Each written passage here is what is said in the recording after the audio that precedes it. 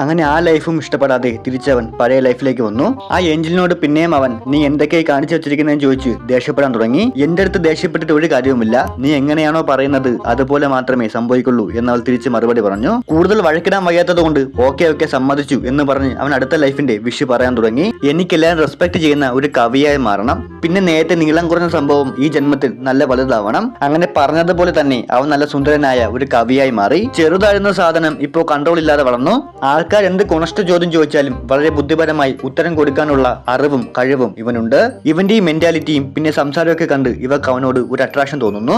അങ്ങനെ അടുത്ത് പോയി സംസാരിക്കുന്നു. കുറച്ചു കഴിഞ്ഞപ്പോൾ രണ്ടുപേരും നല്ല കമ്പനിയായി. തമാശകളൊക്കെ പറഞ്ഞ് ഒരുപാട് ചിരിച്ചു. ആ ചിരി പതുക്കെ പ്രണയത്തിലേക്ക് വഴിമാറാൻ തുടങ്ങി. അവളെ പൊക്കിയെടുത്തോണ്ട് റൂമിൽ പോയപ്പോ നീ എന്നെ ചീറ്റ് ചെയ്യാറുന്നോ എന്ന് ചോദിച്ച് ഒരുത്തൻ ബെഡിൽ നിന്ന് ചാടിണിച്ച് വന്നു. സത്യമായിട്ടും ഞാൻ ഗേ അല്ല, സംശയം ഉണ്ടെങ്കിൽ നീ എന്നെ ഒന്ന് ഉമ്മ വയ്ക്കാൻ പറഞ്ഞു അവളോട്. ഉമ്മ വെച്ച് കഴിഞ്ഞപ്പോൾ അവൻ എങ്ങനെയോ താൻ ഗേ ആണെന്ന് മനസ്സിലായി. അങ്ങനെ അവൾക്ക് കൈ കൊടുത്ത് പറഞ്ഞു വിട്ടു.